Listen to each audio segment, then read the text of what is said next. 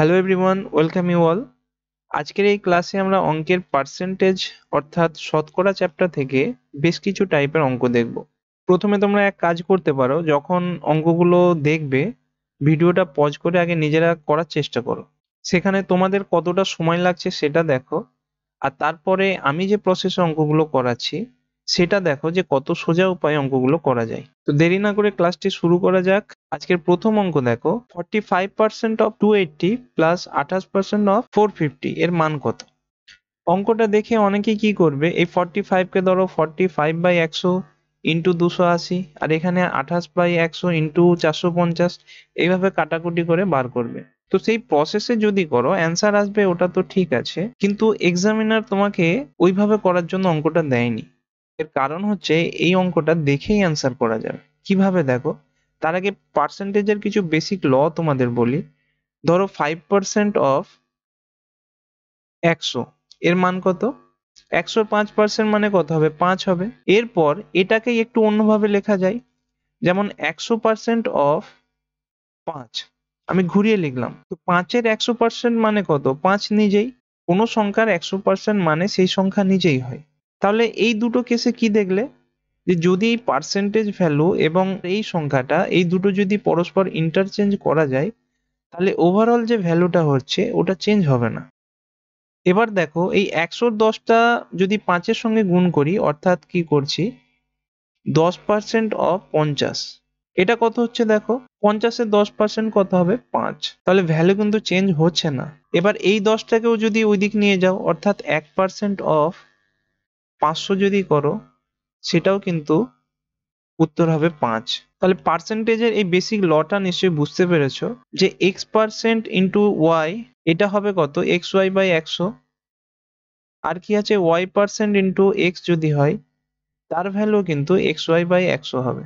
তাহলে এই পার্সেন্টেজের আগে পরে এর ভ্যালু যদি চেঞ্জ করা হয়, মানে একটার কোফ্যাক্টর যদি অন্যটার সঙ্গে গুণ করে দিই, তাহলে এই ওভারঅল যে মানটা এটা চেঞ্জ হবে না। ঠিক আছে, এবার এই লটা এই অঙ্কে অ্যাপ্লাই করব। কিভাবে দেখো, প্রথমে কি আছে, 45% অফ 280, এটাকে কিছু করব না, সেম রেখে দেবো। এবার দ্বিতীয় ভাগটার ক্ষেত্রে দেখো, এখানে কি আছে, 28% অফ 450, এটাকে কিভাবে লেখা যাবে? 450% অফ 28, এখানেই তোমরা দেখলে। এরপর কি করছো, এই 450-এর 45% অফ এই 10টাকে 28-এর সঙ্গে গুণ করে দিলে, মানে 280 হলো। এতটুকু নিশ্চয়ই বোঝা গেছে। তাহলে এখানে দেখো 45% অফ 280, আর এখানেও ওই একই মানটাই দেওয়া আছে, 45% অফ 280।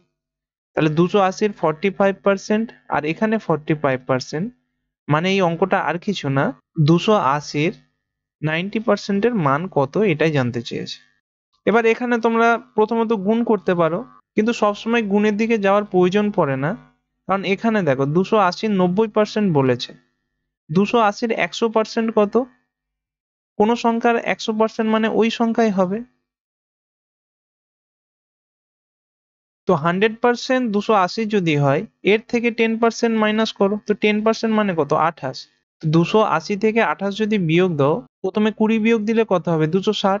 তার সঙ্গে 8 বিয়োগ দাও, 252, অপশন বি হবে সঠিক উত্তর। পরের অঙ্ক দেখো, যখন কোনো সংখ্যার 40% এর সঙ্গে 48 যোগ করা হয়, তখন সেই সংখ্যাটি পাওয়া যায়, সংখ্যাটি হলো। খুব সিম্পল একটা প্রশ্ন। প্রথমে কি বলেছে দেখো, কোনো সংখ্যার 40%, তার সঙ্গে কত যোগ করা হচ্ছে? 48 যোগ করে কি হয়েছে? সেই সংখ্যাটি পাওয়া গেছে। আমরা কি জানি, কোনো সংখ্যার যদি 100% বার করি, তাহলে কি হবে? সেই সংখ্যাই হবে। তাহলে এখানে দেখো, প্রথমে 40% প্লাস 48 যোগ করে যদি সেই সংখ্যাটা হয়, এই 48টা কার ভ্যালু বলতো? ওই সংখ্যার 60% এর ভ্যালু। এটা নিশ্চয়ই বোঝা গেছে। তাহলে কোনো সংখ্যার 60% এর ভ্যালু যদি 48 হয়, সেই সংখ্যার 100% এর ভ্যালু কত হবে? এবার দেখো, এখানে ঐকিক নিয়ম করার কোনো প্রয়োজন নেই।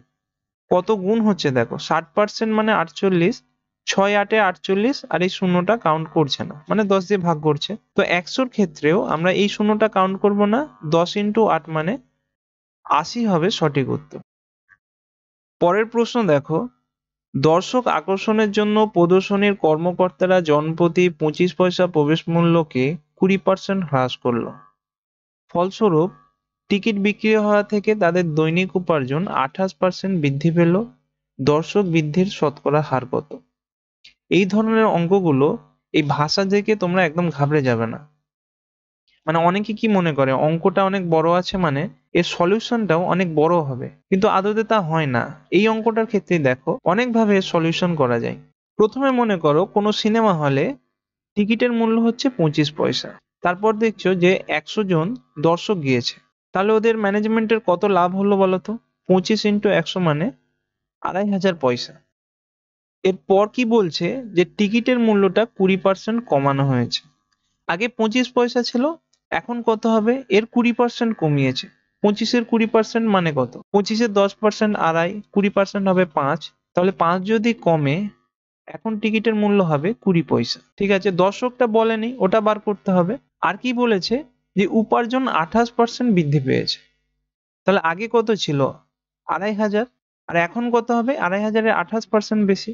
তো 28% ইন্টু 28 এইভাবে করবো না, এইখানে লিখছি দেখো 2500-এর 28% মানে কত? প্রথমে 20% বার করো। 2500-এর 10% হবে 250, 20% হবে 500, আর বাকি কত থাকলো? 8%। তো 2500-এর 10% কত? 250, 1% কত হবে? 25, তাহলে 8% কত হবে? 25 × 8 = 200, অর্থাৎ 28%-এর মান যদি বার করি এটা হবে 700। তাহলে আগে যদি 2500 হয়, এখন 2500 প্লাস 700 অর্থাৎ 3200 পয়সা তার প্রফিট থাকছে। তাহলে 20 পয়সা করে যদি টিকিট হয় আর ইনকাম যদি 3200 হয়, তাহলে এখন দর্শকের সংখ্যা কত বলতো? 160। তো আমি এই একটা প্রসেস দেখাচ্ছি, এইভাবে করতে বলবো না, জাস্ট বোঝার জন্য তোমরা দেখো যে এইভাবেও করা যায়। তাহলে আগে আমাদের দর্শক কত ছিল?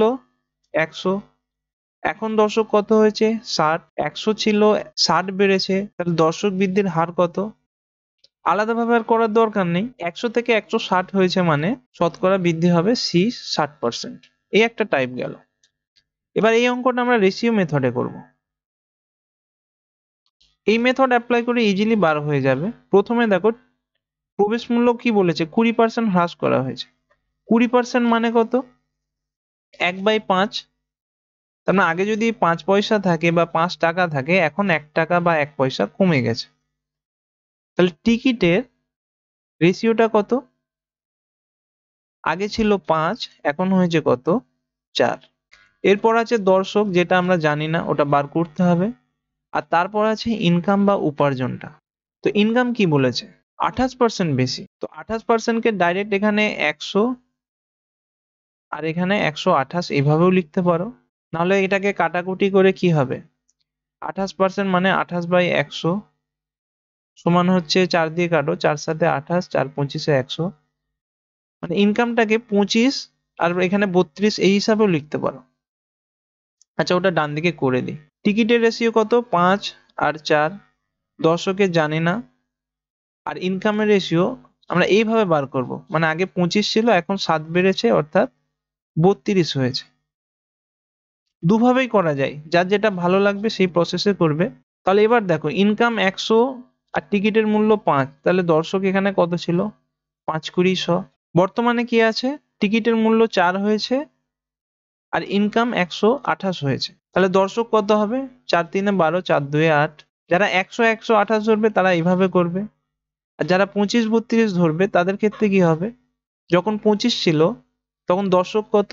5, আর যখন ইনকাম 32 হয়েছে মানে বর্তমানে, এখন দর্শক কত হবে? 8। এবার ভালোভাবে বোঝার চেষ্টা করো, আগে দর্শক কত ছিল? 20, এখন কত হয়েছে? 32, বেড়েছে কত? 12।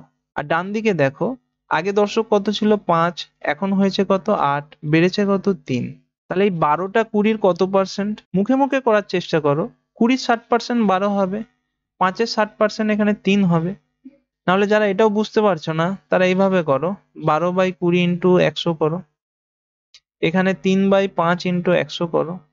এই পার্সেন্টেজ বার করাটা যদি তোমাদের এখনো এইভাবে কষে বার করতে হয়, তাহলে আরো অনেক প্র্যাকটিসের তোমাদের প্রয়োজন আছে। এটা দেখে অ্যান্সার করা সম্ভব যে 20 থেকে 12 কিভাবে হলো। 20 60% মানে 12।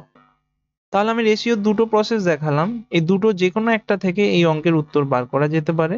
আর একটা প্রসেসে করা যাবে, সেটা হচ্ছে সাকসেসিভ মেথড। সাকসেসিভ মেথডটা কি?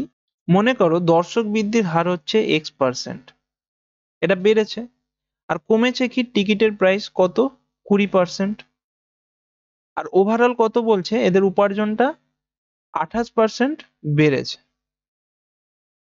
তাহলে x% বাড়ছে, 20% কমছে, এটার মানে হচ্ছে x মাইনাস 20 মাইনাস 20x/100, এটার মান কত বলছে, 28। এবার এরপরে এই ইকুয়েশনটাকে কেউ সলভ করতে পারে, আবার কেউ যদি একটু স্মার্টলি অ্যাপ্রোচ করতে চায়, ডাইরেক্ট অপশন থেকে কিন্তু এখানে অ্যান্সার করা সম্ভব। যেমন 40 তো হবে না, 40 থেকে যদি 20 বিয়োগ করো, এখানে 20 হয়ে যাচ্ছে, আবার বিয়োগ করলে তো 20 কম হচ্ছে, তাই না? 60 যদি বিয়োগ করো, 60 থেকে 20 বিয়োগ করলে কত হবে, 40। আবার 60 ইন্টু 20 নিচে 100, তার মানে শূন্য কেটে গিয়ে এখানে 12 থাকবে। 40 থেকে আবার একটা 12 বিয়োগ হয়ে সঠিক উত্তর 28। তাহলে এই প্রসেসগুলো যার যেটা ভালো লাগবে সেইভাবেই করতে পারো। তো সব থেকে বেস্ট হচ্ছে এই রেশিও মেথডটা, এটা করলে ভুল হওয়ার সম্ভাবনা কম এবং তাড়াতাড়ি উত্তরটা বের হয়ে যাবে। পরের প্রশ্ন দেখো, রাজীব একটি পরীক্ষায় 20% নম্বর পায় এবং 11 নম্বরের জন্য ফেল করে। যদি সে 50% নম্বর পেত তবে সে 5 নম্বরের থেকে 4 বেশি পেত। পরীক্ষাটির 5 নম্বর কত? এই অঙ্কটা নাম্বার লাইনে করলে খুব ইজিলি বের হয়ে যাবে। আমি এখানে একটি নাম্বার লাইন ড্র করলাম, যেটা এই পরীক্ষার মার্কসটাকে ডিনোট করছে। অর্থাৎ এটা মনে করো 100%, আর এর স্টার্টিং হচ্ছে এটা 0%। তাহলে মিডিল পোর্শন এই জায়গাটাতে এটা মনে করো 50%। এবার অঙ্কটা দেখো, রাজীব একটি পরীক্ষায় 20% নাম্বার পেয়েছে, 11 নম্বরের জন্য ফেল করেছে। আর 50% নাম্বার যদি সে পেত তাহলে 4 নম্বর বেশি পেত।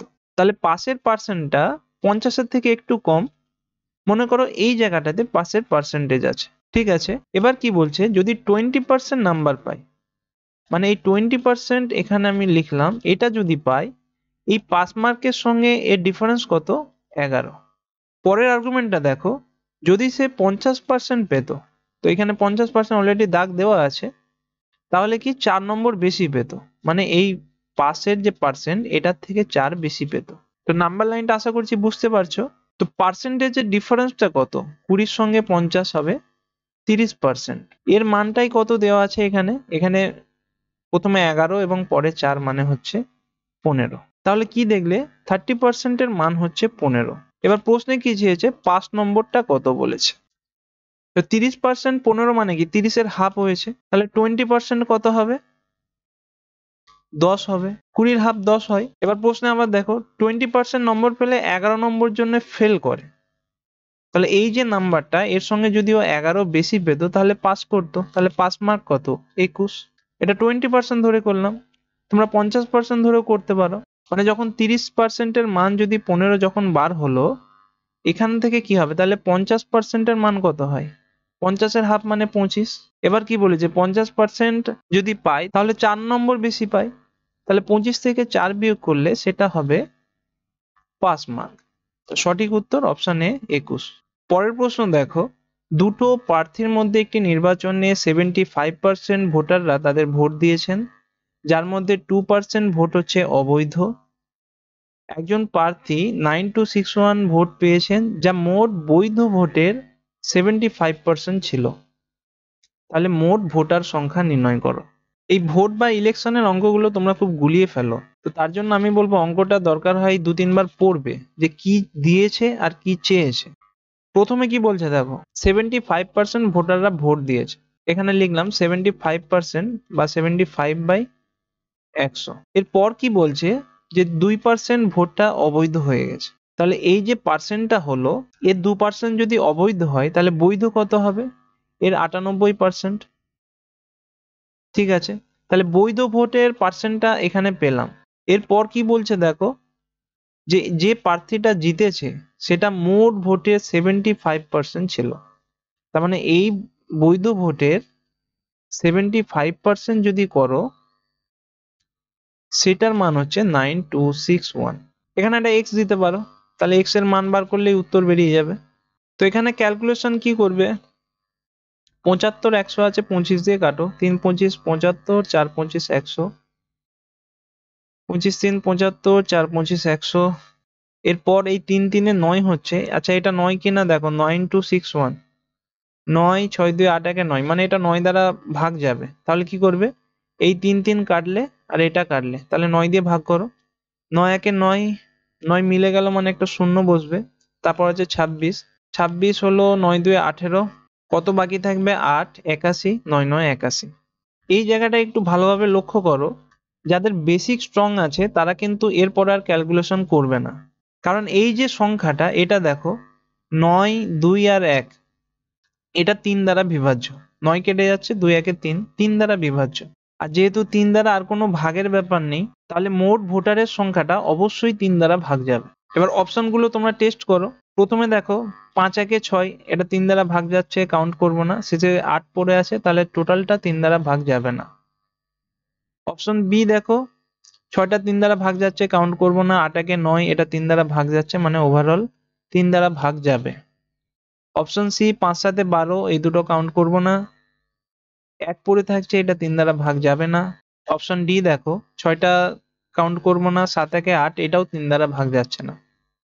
তাহলে এখান পর্যন্ত এসে তোমরা যদি 3 এর মাল্টিপল করো, উত্তরটা ইজিলি বেরিয়ে আসবে। এবার যারা আরেকটু ক্যালকুলেশন করতে চাইছো, তাহলে তারা এখানে কাটাকুটি করতে পারো। 98 2 দিয়ে কাটো, 49 হবে।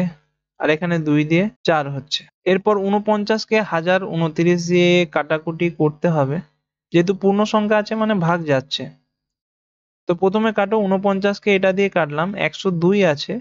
49 2 কত, 98। 102 থেকে 98 বিয়োগ করলে 4 49, মানে এটা হচ্ছে 21। তাহলে x এর মান কত হবে, ওদিকে 21 আছে, তার সঙ্গে এখানে দেখো 2 4 8, 8 গুণ, তার সঙ্গে 100 গুণ। তাহলে 21 হাতে কত, 168। আর এখানে দুটো শূন্য, সঠিক উত্তর অপশন বি। আচ্ছা এখানে তোমাদের কারো মনে যদি কোনো প্রশ্ন থাকে, মানে এই উপরে উপরে কেন কাটছে, লব লব তো জেনারেলি কাটে না, তো যদি কারো মনে এই ধরনের প্রশ্ন আসে, তারা জেনে রাখো যে সমানের বাম দিক আর ডান দিক যে ভগ্নাংশগুলো থাকবে তাদের লবগুলো কাটাকুটি করতে পারবে।